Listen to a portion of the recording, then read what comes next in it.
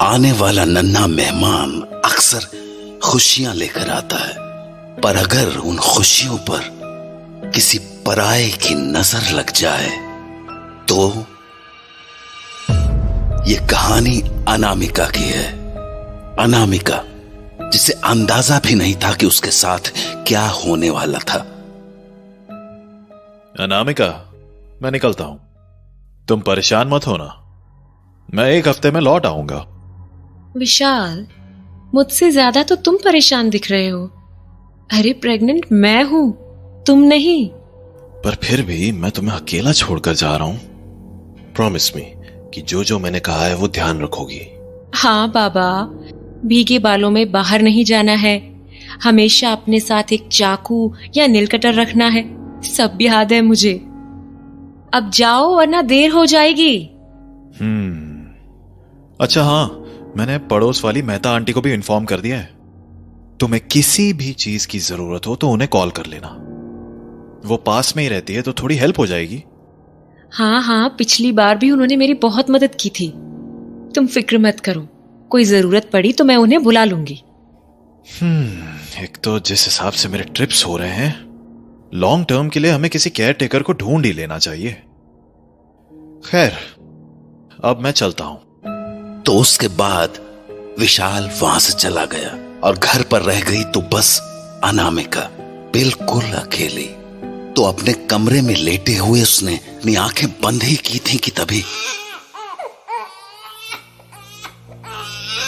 हाँ, बच्चा, ये बच्चा कहाँ रो रहा है? आवाज तो बाहर से आ रही है, जाकर देखती हूँ। तो अनामिका जैसे ही हॉल में आई, उसने देखा कि वो बच्चे के रोने की आवाज टीवी से आ रही थी, पर उसे ये समझ नहीं आया कि ये टीवी कैसे ऑन हो गया? अजीब है। टीवी का यूं अपने आप ऑन हो जाना अनामिका को अजीब तो लगा, पर उसने इस बात पर ज्यादा सोचा नहीं और वापस अपने कमरे में लौट आई। पर अभी वो अपने बिस्तर पर बैठे ही थे कि उसका फोन बजा। हाँ, ये मेहता आंटी अभी क्यों फोन कर रही है? हेलो। हाँ, अनामिका बेटा। जी आंटी, बोलिए। बेटा, तुम्हारे घर कोई आने वाला था क्या? हाँ, नहीं तो क्यों? नहीं, वो बाहर कोई बहुत देर से खड़ा है, कोई औरत है शायद। औरत? नहीं आंटी, मैंने तो किसी को भी नहीं बुलाया है, और वैसे भी इतनी रात को कौन आएगा? हो सकता है किसी दूसरे के घर आई हो। नहीं बेटा, वो बहुत देर से बाहर खड़ी है, वो भी तुम्हारे दरवाजे के सामने। अच्छा, ठीक है आंटी, मैं देख लेती हूँ। अच्छा सुन, अगर जान पहचान ना हो तो दरवाजा मत खोलना, खिड़की से ही बात कर लेना। हाँ आंटी, ठीक है, मैं देखती हूँ। तो अनामिका फोन रखकर हॉल में चली गई और खिड़की से बाहर उस औरत को देखने लगी। एक्सक्यूज मी, हेलो, आप कौन है आप, और मेरे घर के सामने क्या कर रही हैं? अनामिका की आवाज लगाने पर जब वो औरत मुड़ी तो अनामिका उसे पहचान नहीं पाई। तभी वो बोली, नमस्कार अनामिका मैडम, आमी देवी। देवी? सॉरी, पर मैंने आपको पहचाना नहीं। तुम्हारा पति विशाल से बात हुआ था मेरा, वही भेजा हमको यहाँ। विशाल ने भेजा है? पर क्यों? तुम्हारा देखभाल करने के लिए। पेट से है ना तुम, हम प्रेग्नेंट औरत लोग का खास ख्याल रखते हैं। केयर टेकर है हम। ओह, ओके। विशाल बोल तो रहे थे केयर टेकर हायर करने के बारे में, पर मैं गेट खोलती हूँ, आप अंदर आ जाइए। तो अनामिका ने देवी को अपने घर के अंदर बुला लिया और दोनों बैठकर बातें करने लगी। जी, आप बहुत देर से बाहर खड़ी थी क्या? हाँ, हम बहुत बार आवाज लगाया, पर तुम दरवाजा नहीं खोला। हाँ, मैं सो गई थी। वैसे आपने इससे पहले कहाँ काम किया है? हम 15 साल से ये काम कर रहा है मैडम। माने कि जब भी कोई घर में बच्चा होने वाला होता है ना, हम वहां पहुंच ही जाता है।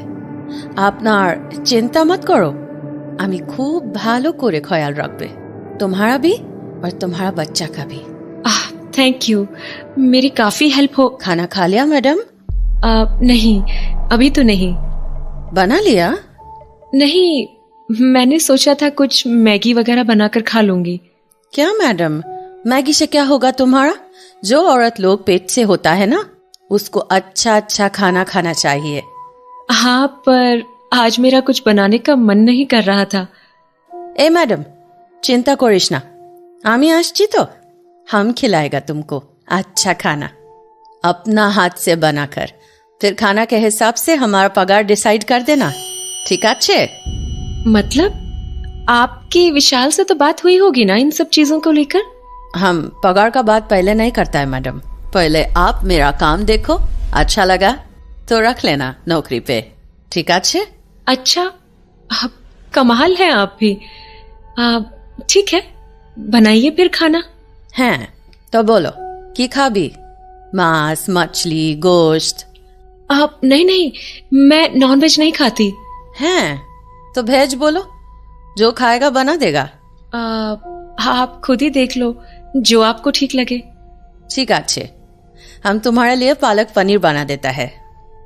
तो उसके बाद देवी ने अनामिका के लिए खाना बनाया। खाना इतना ज्यादा अच्छे से बना था कि अनामिका बोली, माय गॉड आंटी, इतना अच्छा पालक पनीर मैंने कभी नहीं खाया। अब से अगले 9 महीने तक आप इसी घर में रहोगे। It's decided. चिंता करिस ना मैडम, हम अपना काम कभी अधूरा नहीं छोड़ता। नहीं आंटी, रियली आपके आने से मेरी बहुत हेल्प हो गई। अभी तो तुम बस हमारा हाथ से खाना खाया है, हम और भी बहुत कुछ कर सकते हैं। बहुत कुछ मतलब? तुम्हारा डिलीवरी हम वो भी करा देगा। नहीं, उसकी जरूरत नहीं पड़ेगी, उसके लिए हॉस्पिटल है आंटी। सत्यि बोलची अनामिका मैडम, हमको बहुत कुछ आता है। हाँ, मतलब? लोग का मन का इच्छा होता है ना, हम उसको भी पूरा कर देता है।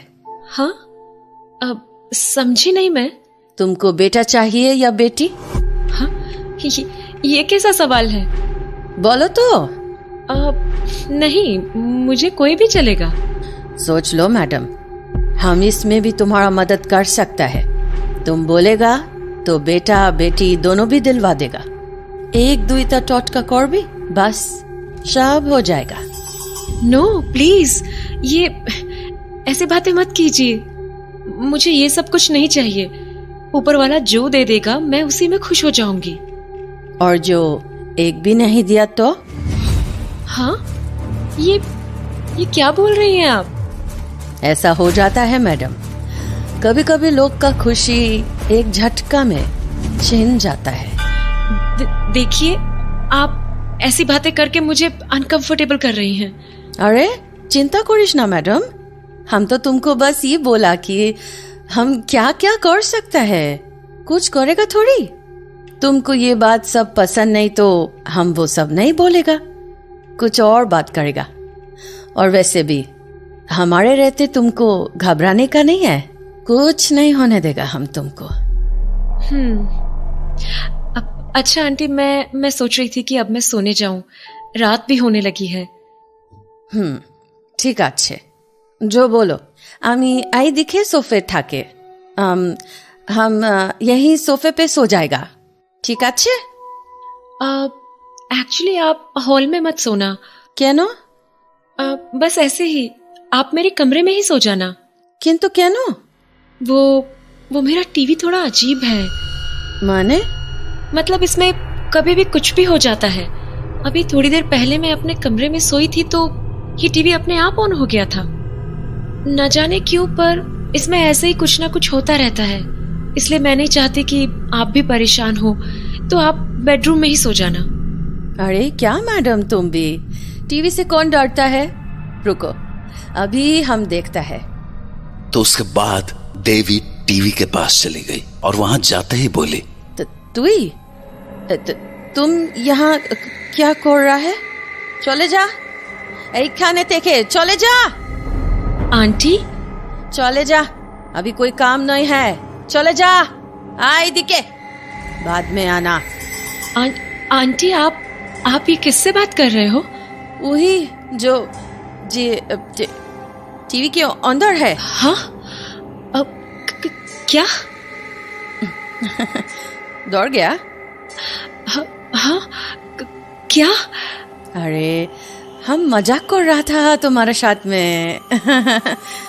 क्या? तो आप भी जो बातें कर रहे थे वो अरे मजाक था बाबा। भय करो ना, कमाल है तुम भी मैडम। अपना घर का सामान से कौन डरता है? अब चलो, तुमको हम चौंपी कर देता है। चंपी? आंटी मैं तो सोने वाली थी ना। अरे तो चौंपी कर देगा तो खूब अच्छा नींद आएगा ना। आप चल। तो देवी की बात मानकर अनामिका अपने बिस्तर पर जाकर लेट गई और देवी उसके ठीक पीछे आकर बैठ गई।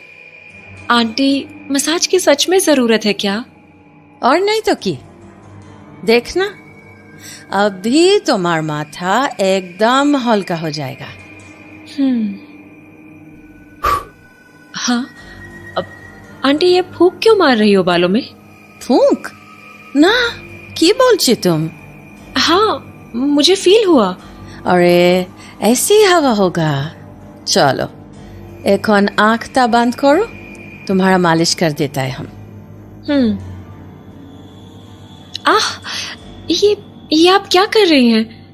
ए नाना, वो गलती से तुम्हारा बाल हमारा हाथ में आ गया, हम इसको बाद में फेंक देगा, ठीक है? तुम बस अपना आँख बंद करो और सोने का कोशिश करो।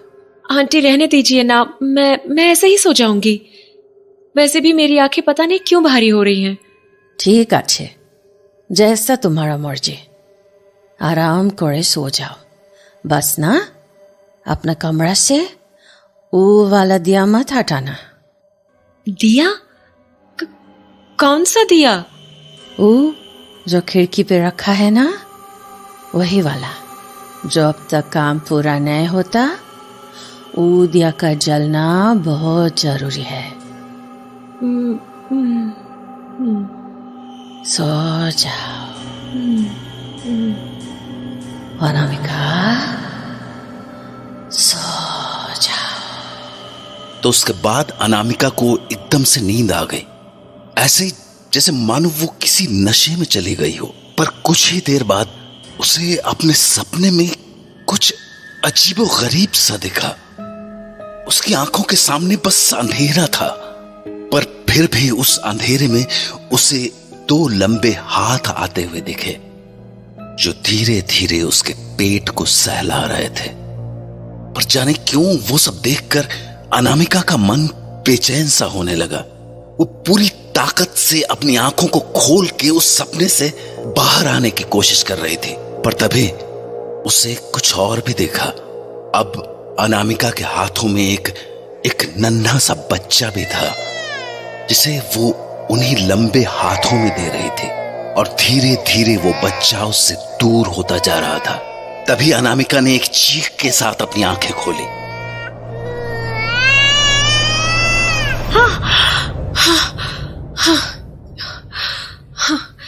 ये कैसा सपना था? My God! आंटी आप सो रही हैं क्या? लगता है आंटी गहरी नींद में है। मुझे ठीक से याद भी नहीं कि मेरी आंख कब लग गई। और जहां तक मुझे याद है आंटी ने वहां दिया रखा था ना, फिर वो कहां गया? अजीब है। अभी अनामिका इन बातों को समझने की कोशिश ही कर रही थी कि अचानक हॉल से किसी बच्चे के रोने की आवाज आने लगी। हाँ, फिर से बच्चे की आवाज। कहीं फिर से टीवी तो नहीं ऑन हो गया? जाकर देखती हूँ। पर इससे पहले कि अनामिका उठती, उसके पेट में अजीब सा दर्द होना शुरू हो गया। ये मेरे पेट में दर्द क्यों हो रहा है?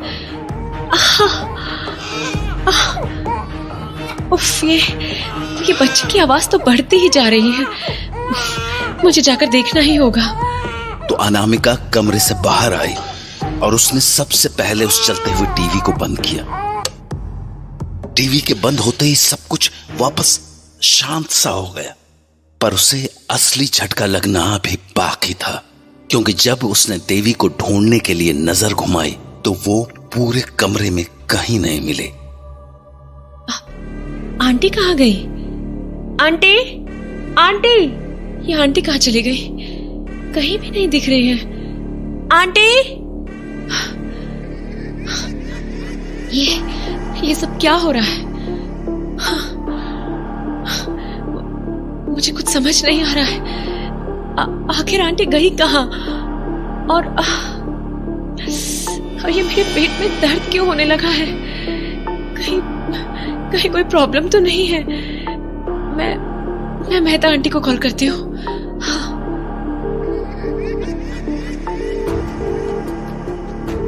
Hello, Mehta aunty. हाँ बेटा बोल, परेशान क्यों लग रही है? कुछ हुआ क्या? आंटी आप मेरे घर आ जाओगी प्लीज? मुझे बहुत डर लग रहा है। अरे बेटा, पर हुआ क्या? आंटी आप बस प्लीज यहाँ आ जाओ, मैं आपको सब बताती हूँ। ठीक है, आती हूँ।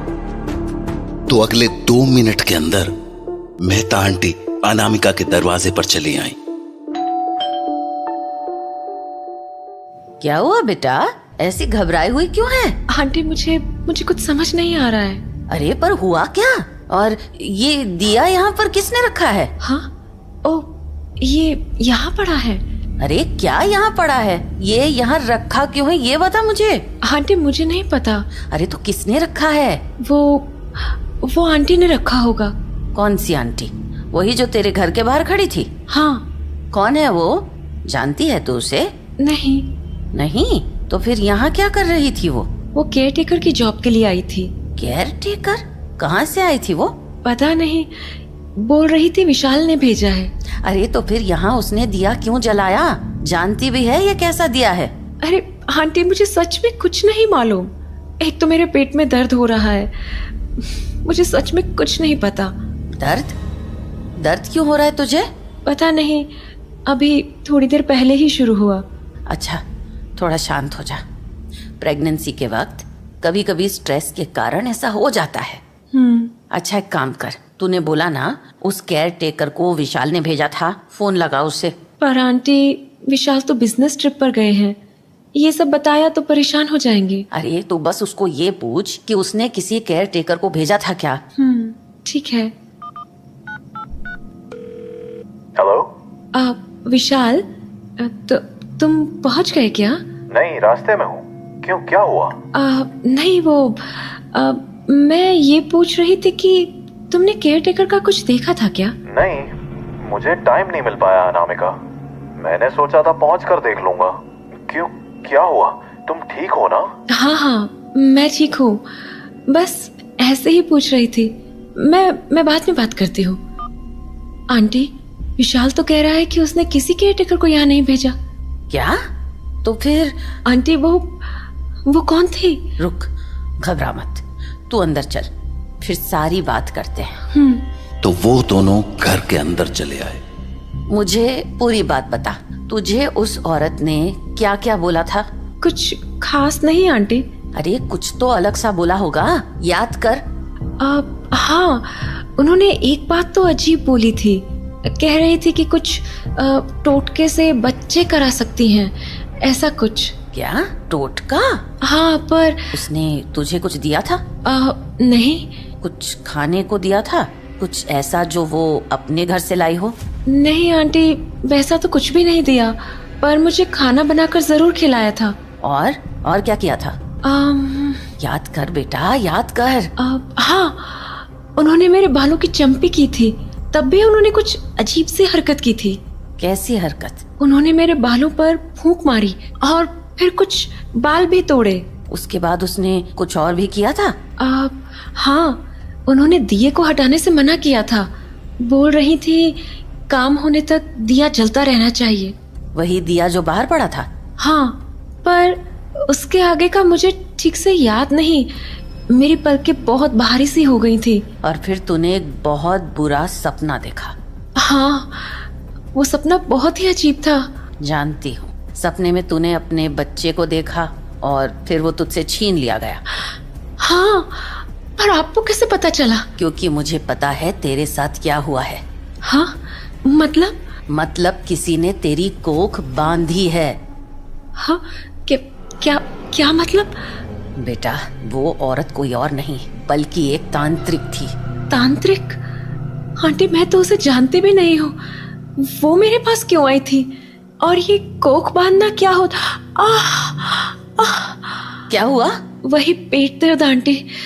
जब से उठी हूँ तब से पेट में दर्द हो रहा है और रह रह कर अचानक से तेज हो जाता है। ये ठीक नहीं है बेटा। अब तक मुझे लग रहा था कि ये स्ट्रेस के कारण हो रहा होगा, पर अब मुझे पक्का लग रहा है ये उसी तांत्रिक का किया धरा है। पर आंटी, मुझे समझाओ तो सही कि ये कोख बांधना होता क्या है? बेटा, तंत्र विद्या है ये। इस तंत्र विद्या में औरत के पेट में पल रहे बच्चे की बलि दी जाती है।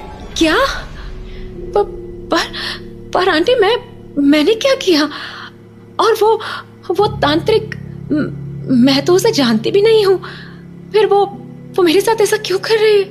तांत्रिक की किसी से आपसी दुश्मनी नहीं होती। वो तो अपनी शक्ति बढ़ाने के तरीके ढूंढते रहते हैं। बस यूं समझ ले कि किसी ने उस तांत्रिक को तेरे पेट से होने की खबर पहुंचा दी थी, क्योंकि शायद किसी को ये बात रास नहीं आई थी कि तेरी जिंदगी में खुशियां आने वाली हैं। क्या? पर आंटी, कोई मेरे साथ ऐसा क्यों करेगा? मैंने क्या बिगाड़ा है किसी का? मान न मान बेटा, इन चीजों के पीछे अक्सर हमारे अपने ही होते हैं। क्या तेरे घर में कोई ऐसा है जो तेरी प्रेगनेंसी से खुश नहीं है? आंटी, क्या बोल रहे हो आप? खुशी कैसे नहीं होगी? सब अच्छे लोग हैं। बात अच्छे बुरे की नहीं है। कई बार जब लोगों को खुशियां नहीं मिलती तो वो दूसरे को भी खुश होता देख नहीं पाते। पर मैंने किसी का क्या बिगाड़ा है? ये रोने का काम नहीं है बेटा। संभाल खुद को और सोच, दिमाग पर जोर दे कि कौन ऐसा हो सकता है जिससे तेरी खुशी पसंद नहीं। पता नहीं, मुझे नहीं पता, पर प्लीज मेरी हेल्प कर दो, प्लीज। बेटा, शांत हो जा। अच्छा, एक बात बता, तेरे घर में कोई ऐसा है जिसके बच्चे नहीं हैं? हाँ। सोच, कोई है ऐसा? हाँ, विशाल की ताई जी हैं, उनके एक भी बच्चा नहीं है। तू ये बता, प्रेगनेंसी के बाद तेरी ताई जी तुझसे मिलने आई थी? हाँ, एक दिन आई थी। वो खुश थी? हाँ, खुशी थी शायद। मतलब वो कह रही थी कि उनकी पूरी जिंदगी में ये खुशी कभी नहीं आ पाई। और वही है। हाँ, वही है। उसी ने उस तांत्रिक को तेरे पास भेजा है। आंटी, ये आप क्या बोल रहे हैं? याद करके बता, उस ताई जी ने तुझे कुछ खाने को दिया था? नहीं। तेरे कपड़े वगैरह कुछ लेकर गई थी? नहीं। कुछ घर पे रखने को दिया था? कोई बर्तन, कोई सामान, कुछ भी? हाँ, उन्होंने हमें ये टीवी गिफ्ट किया था। टीवी? हाँ, ताऊजी का शोरूम है तो वो हमारे लिए गिफ्ट ले आई थी। अरे, मारी लाडो के बच्चा होने को है। मन खुश हो गया मारा। थारी खुशी में मैं थारे लिए जे लेके आई हूँ। ताई जी, आप टीवी लाए हो? हाँ, थारी ताई जी खुश ही इतनी है। पर इसकी क्या जरूरत थी ताई जी? अरे, क्यों जरूरत ना थी? मारी लाडो के राजकुमार होने को है। अब मन ने तो ये खुशी मिल ना सकी, थारी खुशी में ही खुश हो लेने दे। उसके बाद वो दोबारा तुझसे मिलने आई थी क्या? नहीं, उसके बाद तो कभी नहीं आई। तुझे कभी इस टीवी में कुछ अजीब होता हुआ दिखता है? हाँ, बहुत बार। ये कई बार रात को अपने आप ऑन हो जाता है। आज भी हुआ था। सारा खेल इसी टीवी ने किया है और शायद तेरे पेट दर्द का भी कारण यही है। तेरी ताई ने बहुत पहले ही टोना टोटका कर दिया था। वो तांत्रिक आज बस आखिरी काम करने आई थी। हमें जल्द से जल्द कुछ करना होगा। पर आंटी, हम करेंगे क्या? तुझे इस टीवी को चलाना होगा। इसे उठाकर बाहर ले जा और उसमें आग लगा दे। तेरे बच्चे को बचाने का यही एकमात्र तरीका है, पर हमें जल्दी करना होगा। एक बार उस तांत्रिक ने अपनी सिद्धि पूरी कर ली, उसके बाद हम कुछ नहीं कर पाएंगे। जल्दी कर। ठीक है आंटी।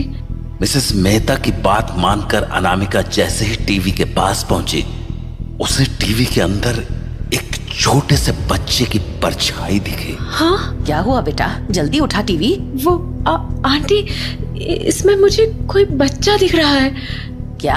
हाँ आंटी, इसमें कोई बच्चा सो रहा है। बेटा ये पक्का उसी तांत्रिक का खेल है। वो नहीं चाहती कि ये टीवी इस घर से दूर हो, इसलिए इस पर ध्यान मत दे और टीवी बाहर कर। ठीक है। उस टीवी के अंदर दिख रहे बच्चे की मानो नींद खुल गई और वो जोर जोर से रोने लगा और उसके साथ साथ अनामिका भी दर्द से कराहने लगी। क्या हुआ बेटा? आंटी, वो पेट दर्द। अनामिका अपनी बात पूरी ही करने वाली थी कि वो बच्चा और जोर जोर से रोने लगा। बहुत दर्द हो रहा है। बेटा मुझसे बात कर, क्या हो रहा है? पता नहीं आंटी, जैसे जैसे ये बच्चा रो रहा है वैसे वैसे मेरे पेट का दर्द भी बढ़ रहा है, जैसे हम दोनों एक दूसरे से जुड़े हों। कोख बंधन यही होता है बेटा। जब तक ये तेरे घर पर रहेगा तेरे कोख में कोई नहीं पल सकेगा। इसलिए हिम्मत कर और इसे उठाकर बाहर फेंक कर आ, वरना अगर उस तांत्रिक ने अपनी सिद्धि पूरी कर ली तो बहुत देर हो जाएगी। तो बस अनामिका ने अपनी हिम्मत बांधी और उस टीवी को बाहर ले जाकर रख दिया। उसके बाद मिसेस मेहता ने उसके चारों तरफ गंगा जल का घेरा बनाया और अनामिका को एक माचिस की तीली पकड़ाते हुए बोली, ले बेटा जला दे इसे। पर आंटी, टीवी ऐसे कैसे जलेगा? बेटा आग बहुत पवित्र होती है, टोने टोटकों को छूते ही उन्हें भस्म कर देती है। ये ले और जला दे इस टीवी को। तो मेहता आंटी की बात मानकर अनामिका ने उस माचिस की तीली को सामने पड़े टीवी पर फेंक दिया, जिससे वो टीवी धू धू करके जल उठा। उस टीवी के जलते ही अनामिका के पेट का दर्द मानो गायब सा हो गया और घर के बाहर रखा हुआ वो दिया भी टूट गया। अनामिका अब समझ गई थी कि ये सारा खेल उसकी ताई का रचा हुआ था और आज अगर मेहता आंटी न होती तो उसे और उसके बच्चे को कोई नहीं बचा पाता।